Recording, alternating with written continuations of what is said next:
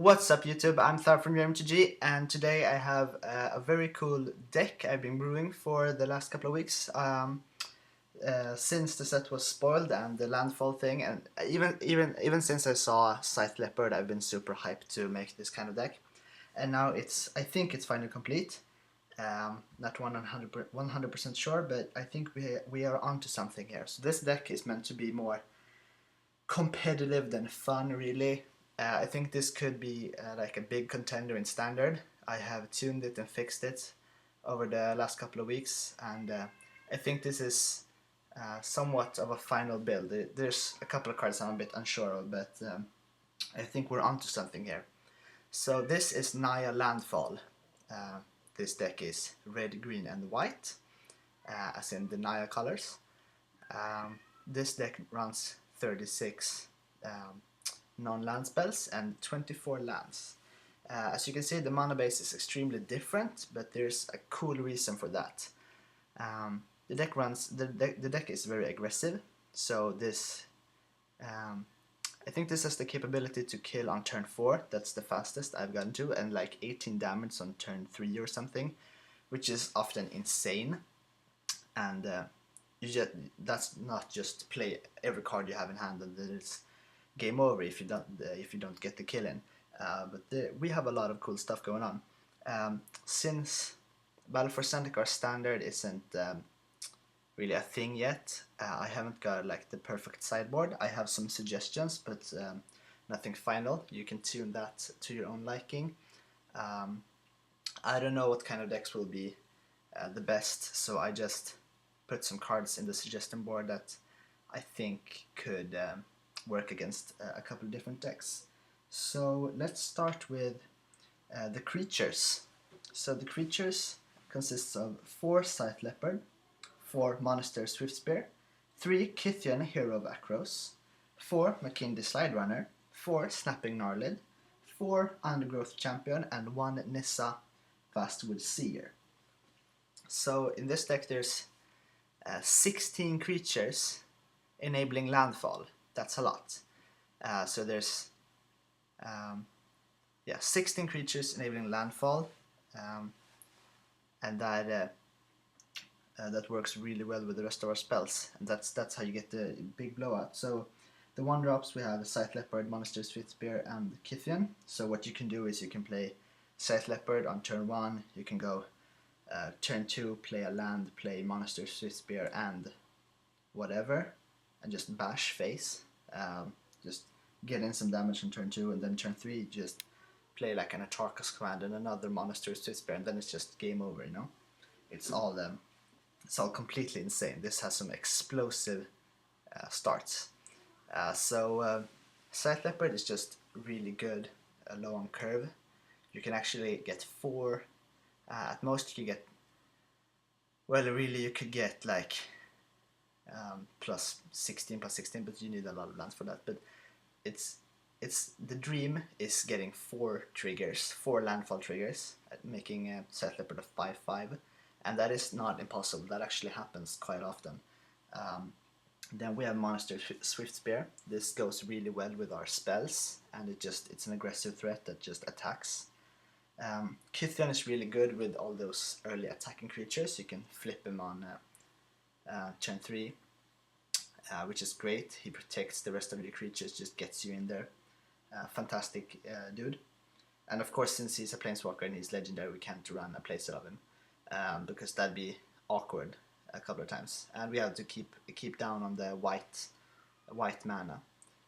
Then we have Makindi Slide Runner, 2/1 for 2. With trample and then landfall. So since this one has trample, it works really good. And the same with Snapping Gnarlid, which is the next creature, 2/2 for 2, with a classic landfall trigger. So these creatures bash in for a lot of damage, and that's just the point of the entire deck, you know. With a Atarka's Command, that's just absolutely bonkers. Then we have Undergrowth Champion, 2/2 for 3, and then you get counters. Like permanent +1/+1 counters each time you play a land, and then you can use those counters to get rid of damage dealt to Undergrowth Champion. So he seems really good in my opinion. I think he can do some awesome things. And actually, he's not. You should not see him as a 3-drop, but as a 4-drop, since you want to protect him the turn you play him. So you play him on 3, and then you play a land directly after, so he gets a counter, and then he's a lot harder to kill. And then on top of our curve, we have Nissa Vastwood Seer.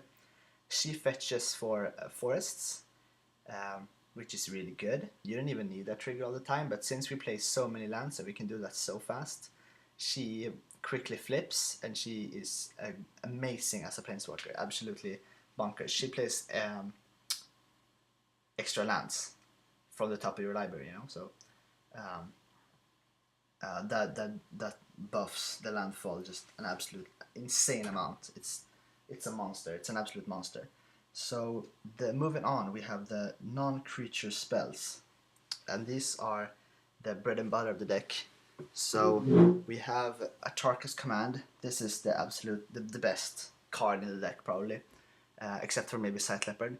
So you choose 2 of these, and one of them is playing another land.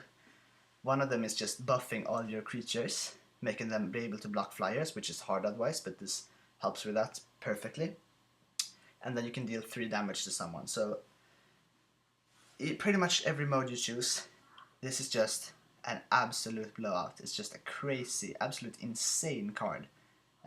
This on turn 3, let's say in a dream scenario, you play Sight Leopard turn 1, turn 2 you play land, Monastery, Swiftspear, and Kithian.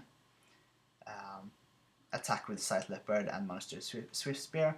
You get in 4, that's 3 damage. They're down to 17. Then turn 3, you play another Swiftspear, so second Swiftspear, and then Atarka's Command, and you just bash face for like 16 or something. It's absolutely insane. It's disgusting. It's disgusting, really. Atarka's Command is just fantastic in this deck, and Atarka's Command plus Sight Leopard is what actually makes the deck work. Then we have Dromoka's Command. Great card, getting rid of enchantments. I think people are gonna play a lot of enchantments. Stasis Snare, for example, is a great one at that. Demonic Pact should also do something in Standard. And Stasis Snare is super... oh, that's the next card. Stasis Snare is very good, but Dromoka's Command is really good at putting counters on your creatures and then making them fight. So you can actually put a counter on your Undergrowth Champion, for example, and that just proves to be an amazing bonus, because that protects him from damage as well. So that's just combo all over the place. Then we have the card I am most unsure of, and that is Swell of Growth. So you buff one of your creatures, like a mutagenic growth, and then you play another land. So this is great, but I'm actually not sure if this card is the right card.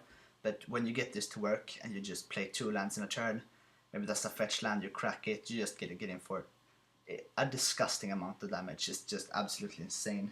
And this could very well replace some other cards if you need some more slots for anything else. Then we have Stasis Snare. Stasis Snare is just 1 removal spell for pretty much anything, for any creature. So if your creatures are too small to fight with Dromoka's Command, you can just play a Stasis Snare and get rid of that threat, so that shouldn't be too much of a problem. We run 1 because often there's this one stompy creature, and maybe they play Eldrazi. You can get rid of those. So that's awesome. And then we play 3 Collected Company for just added value, because something that's really important in these combo aggro decks is consistency, and nothing screams consistency like Collected Company. Getting 2 creatures most of the time, good percentage, and just triggering Landfall the next turn is just great, absolutely great. So moving on, we have the lands. We play, what is that? That is 13 fetch lands, but only 6, 8, 11 fetchable cards. And why is this? Well, since we have the Canopy Vista Cinderglade card, we can just play off-color fetches and get consistent color on point in just almost 100% of the time. This standard format with fetch lands and fetchable lands in the same, that just makes for insane mana bases.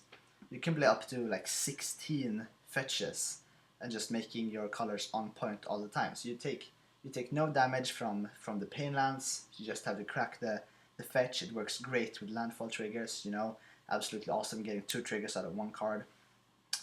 It's just absolute blowout. And then you have like consistent like 15 to 16 of each white, red and green each turn. So in best case scenario, pretty often you can actually just play your mana untapped for the entire game. So this mana base I'm really proud of making, because I really think this works out great, and you're gonna see a lot of decks, crazy decks in the new standard that is gonna have just an absolute crazy amount of fetch lands. So this one I'm super psyched about, because this makes the deck absolutely disgustingly consistent, and I love that. So moving on, we have some sideboard cards, and I've picked out Wild Slash, Stasis Snare, Erase, Exquisite Firecraft, Hangerback Walker, and Revoke Existence. And these are just some of the examples of cards you can actually play in your deck. As a sideboard card, we have both Erase. Well, Revoke Existence is mainly for Hangerback Walker. Hangerback Walker is mainly because it's just an amazing card. You can side a collected company for some value in Hangerback Walker. If you need the value that comes with Hangerback Walker, you should definitely play that. I had it in the main deck at first, but I thought maybe some other card could take its place. But Hangerback Walker, as you already probably know, is a disgusting card. Exquisite Firecraft against control. You can burn out Ojitai and whatnot.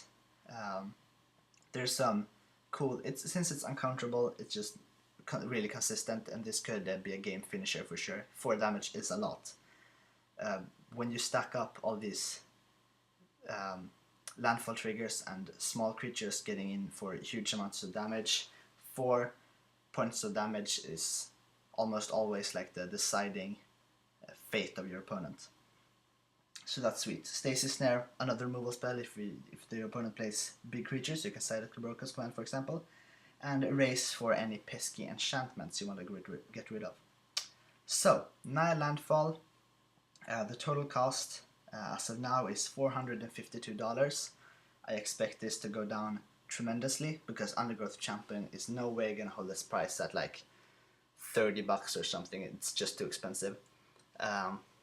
But I think this deck is competitive, so if you want to play this, you can absolutely do that.